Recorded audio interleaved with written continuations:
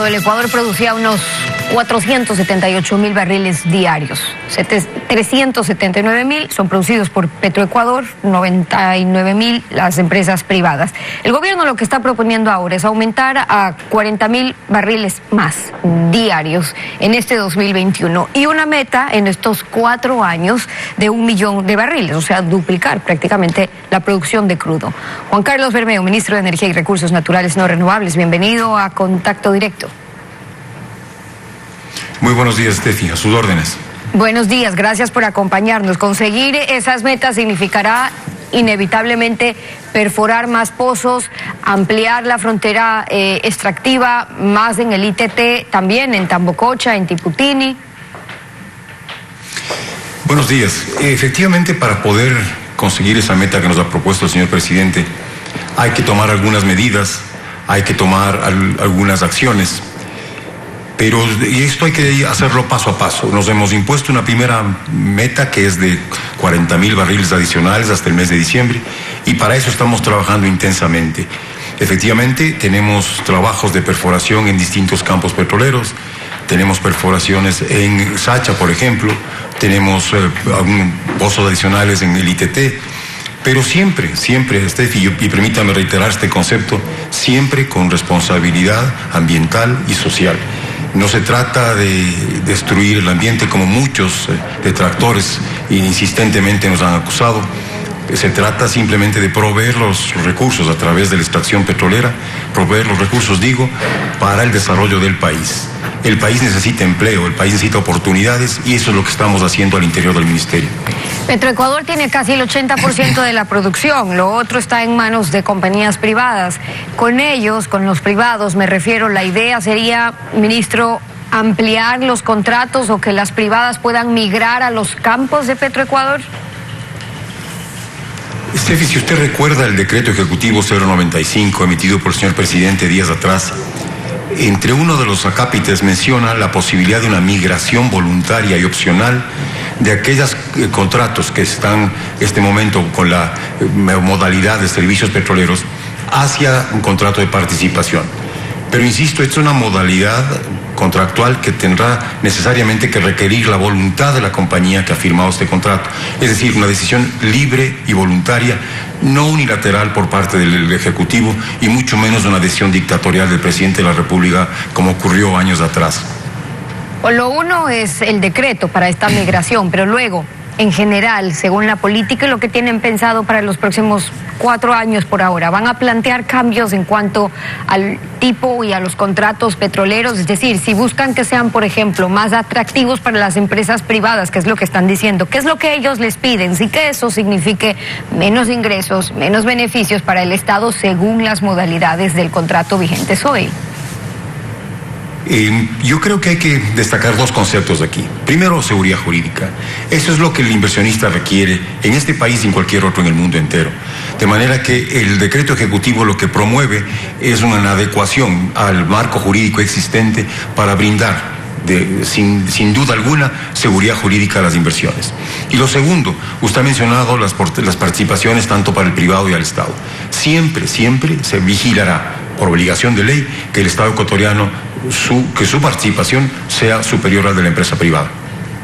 Para eso también van a ser necesarias a futuro reformas a la ley de hidrocarburos, no tan a futuro, sino a un mediano y corto plazo, más bien que vayan a necesitar aprobar de estos temas que han incluido en esta mega ley que está buscando aprobar el gobierno, incluyendo un poco de todo. En cuanto al sector petrolero, se está proponiendo unas reformas a la ley de hidrocarburos, fundamentalmente en aquellos artículos en los que queremos que aquellos campos que se encuentran hoy por hoy en producción puedan ser entregados bajo la modalidad de contratos de participación, tanto a la empresa privada como al Estado ecuatoriano. Creo yo, es el cambio más importante de lo que estamos proponiendo dentro de esta reforma a la ley de hidrocarburos. Obviamente, y en paralelo, habrá que hacer otras reformas al reglamento de la ley de hidrocarburos que permitan tener un marco jurídico adecuado y consistente con las actuales prácticas de industria petrolera en el mundo.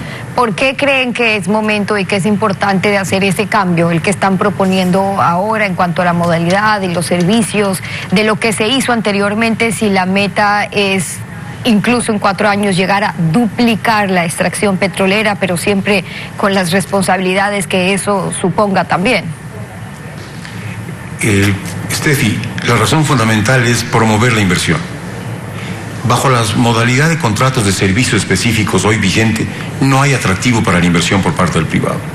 Y el país necesita inversión, sea local o internacional. Necesita inversión privada precisamente porque necesita recursos para atender otros sectores de la economía. Salud, educación. Y claro, si no hay recursos, pues estos sectores se sienten postergados. Y con justa razón muchas comunidades de nuestra zona de influencia reclaman esos servicios al Estado ecuatoriano. De manera que nuestra misión fundamental es proveer los recursos para que la caja fiscal tenga la suficiente disponibilidad para atender esas necesidades del pueblo ecuatoriano. Ya están teniendo las reacciones de ese lado sobre lo que supone también el ampliar la frontera con posibilidad de mayor extracción, la frontera extractiva, de cuánto podría afectar a las comunidades aledañas, a las comunidades indígenas y la resistencia que eso puede suponer. ¿Qué es lo que tienen previsto ahí? ¿Quiénes se oponen, Steffi? Creo que es importante destacar. ¿Quiénes se oponen? Aquellos que no están probablemente necesitando un empleo. No hay que olvidar que 7 de cada 10 personas en este país, de la población económicamente activa, no tienen un empleo adecuado. Entonces, hay que atender a ese gran segmento de la población, y la industria petrolera, como la minera, como la generación eléctrica, áreas que están bajo la dependencia del ministerio que me honro en dirigir, necesita precisamente empleo y necesita recursos para atender. Es muy fácil criticar en la otra orilla cuando se tiene un trabajo, cuando hay 7 de cada 10 personas de la población económicamente activa en este país que no dispone de un trabajo digno.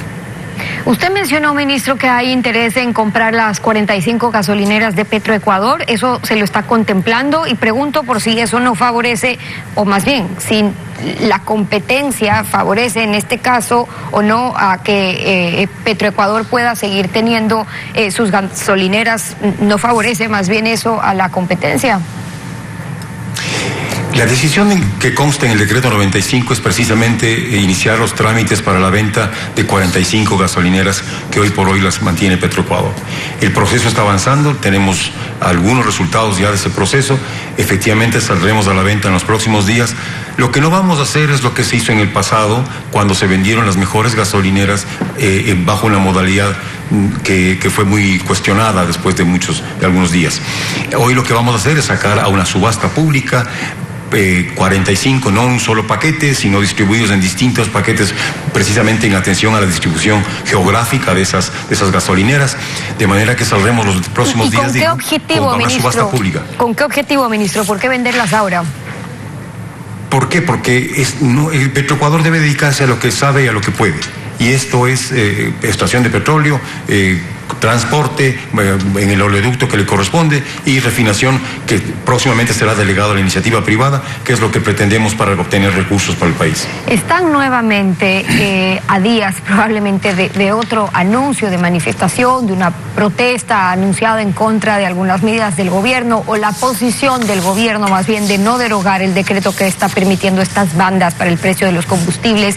Ellos les están pidiendo congelar los precios hasta que exista una medida de compensación, pero no se ha enviado aún ese plan de focalización. Lo que han dicho es que van a empezar con el tema del transporte público, la focalización va por ahí. ¿Ya hay ideas más concretas de por dónde, de cómo?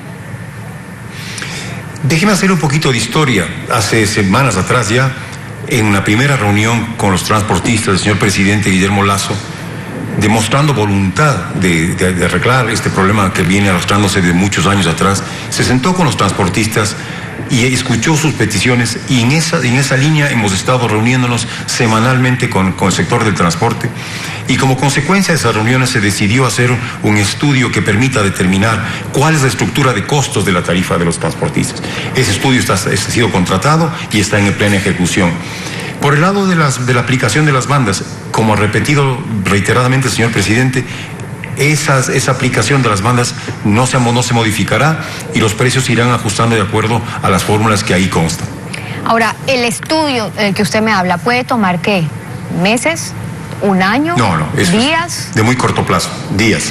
Ok, y pocos días más. Está avanzando ese tiempo en eso. Cuando tuvieron esas reuniones a las que usted se refiere, también en esas mesas técnicas que tuvieron además con el sector transportista en su momento, y lo que salieron a decir es que se había acordado, por ejemplo, que los combustibles se vendan a determinados precios o a precios 2020 para unos 250,000 transportistas, o que se utilice un sistema de facturación. ¿Cómo funcionaría eso? Yo creo que parte de lo que usted está mencionando es el resultado del estudio que se está desarrollando. Yo no quisiera adelantar conclusiones de ese estudio porque podría equivocarme y no quiero dar una mala interpretación a las personas interesadas en esto, que son básicamente los transportistas públicos del país. Mientras tanto, tienen protestas y anuncios para los próximos días. Lo que están, o el mensaje que van a enviar, entonces es: sigan esperando unos días más que salga ese estudio. ¿Es esa por hoy la posición del gobierno en todo lo que se refiere a focalización? Pero, Stephanie, ¿quiénes se oponen? ¿Quiénes se oponen al desarrollo? Son aquellos que tradicionalmente han hecho problemas precisamente porque no han dejado obtener recursos para este país. Y hay un déficit fiscal que hay que atacarlo. ¿Y dónde se consiguen esos recursos? Y por otro lado se pide generación de empleo, se pide recursos para salud. ¿De dónde se obtienen esos recursos? Yo creo que este discurso tiene que tener una consistencia. Si necesitan salud, como es evidente, se necesita salud, vías, agua potable, saneamiento, hay que obtener los recursos que permitan atender esas necesidades, Steffi.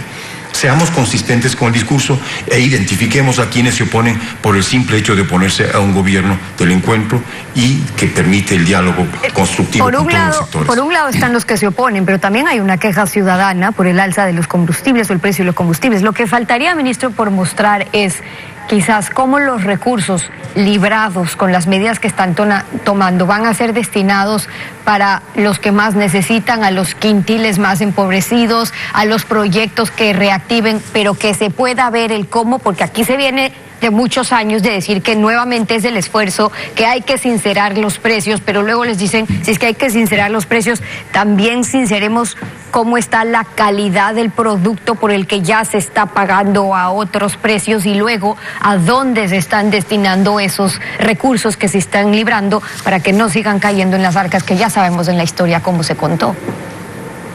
Lo que usted acaba de mencionar se recoge en una sola palabra: transparencia en información. Y déjeme hacer una analogía con el sector minero. El Ecuador está adscrito a la iniciativa que se llama EITI, por sus siglas en inglés, en la que fundamentalmente se pide que toda la industria minera, extractiva minera, se concentre en un repositorio de información al que tenga libre acceso todo el mundo, bajo dos conceptos: transparencia y rendición de cuentas.